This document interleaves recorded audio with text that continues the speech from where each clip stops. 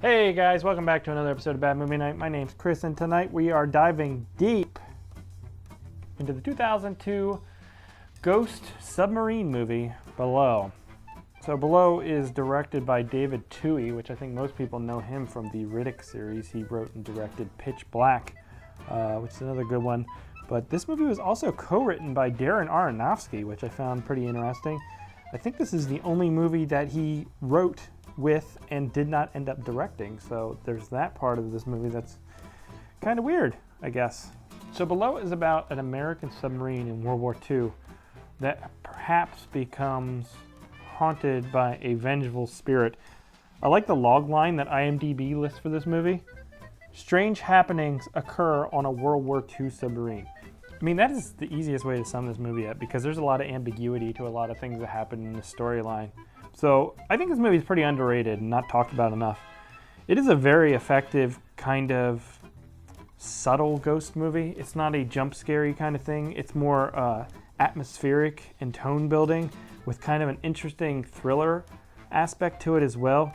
It's like in one part like a submarine thriller movie where there's like real life predicaments going on, facing off with like depth charges and stuff from other cruisers, which in itself is kind of terrifying. I think the submarine setting is pretty awesome because, one, just the real life ramifications of being in a submarine that's under attack is terrifying, but two, if there's a ghost on the submarine, there's nowhere you can go to get away from it.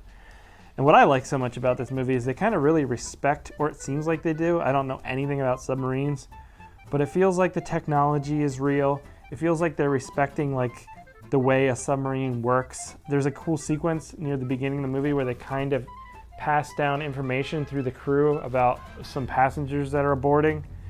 But they also use that moment to, one, introduce a lot of characters, but two, kind of give you a layout of the sub and show you all the moving and working parts of a submarine, which I thought was really, really well done. The cast in this movie is awesome. You have Bruce Greenwood, who's been in so many movies. He's never been like the real leading man guy, but I think everybody recognizes him. You also have Holt McCallany, which I recognize from that Netflix show Mindhunter, and a bunch of character actors that really fill out this crew and just really kind of make this whole thing work. You also have Zach Galifianakis as a minor character. I think this is before the what's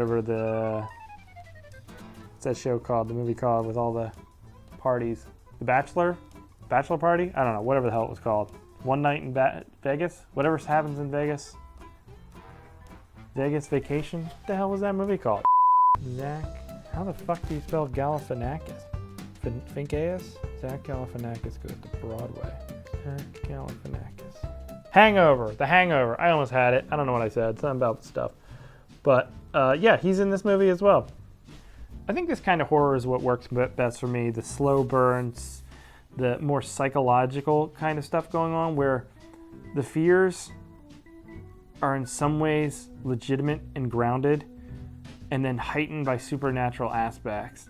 The storyline's also kind of ambiguous, which I appreciate. It seems like it's a ghost, but maybe it's oxygen deprivation or whatever. There's a whole bunch of things going on that could kind of explain a lot of the happenings. The other thing about this movie that worked for me, but I could see it being frustrating, is you have a bunch of characters for about the first half of the movie that you kind of like and respect, and then the movie kind of twists and shows you something more about them. And there's a scene, and they do a scene like this in every movie where you learn something about a character that might be devious in some way. And every time they do that in a movie, the dude is shaving. They do that so many times in movies, and I'm like, why are you guys shaving now? This is not a time to shave. No one would do that. But they do it. A lot of times. I've seen it many times. You know you've seen it. Don't act like you haven't. So this movie cost $40 million to make. In a lot of ways it shows. There's some dodgy CGI here and there. There's a scene with manta rays, which actually I think that scene could have been cut. Although I've seen people really like that sequence. But to me it just seemed so predictable that it was going to be an underwater creature and not actually anything supernatural.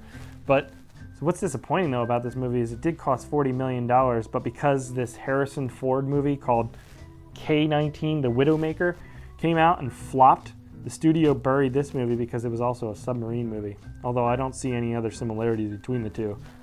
I've never seen the Harrison Ford movie though. Maybe it is scary. I also got some Session 9 vibes from this movie, and I think it's mostly from the plot, in which you learn over the plot of the movie that what you think has happened up front is not quite it, and you learn more about a character, and it kind of dives into the guilt. So this movie has a very strong theme of guilt because the manifestations of the supernatural being could be from somebody who's been wronged from these crew members. And so that's kind of where I got the similarities to Session 9, which is another fantastic movie. There really isn't too much to say. I think they do a good job with the movie being in basically one location. Sure, the submarine has tons of rooms, but they don't do like the standard thing you've seen in almost every submarine movie where the water's rushing in and we have to shut the door before everyone can make it out. I appreciated that they didn't go to like that old trope, and I just thought all the sequences were crafted really well to create a lot of tension. So all in all, I think it's a pretty good psychological horror movie. I think if you haven't seen it, you definitely need to check it out. It's kind of a hidden gem in a lot of ways. I don't see a lot of people talking about it. So yeah, check it out. Below from 2002. And if you have seen it, let me know what you think below. And then that's going to do it, guys. We'll catch you here next time. Bye.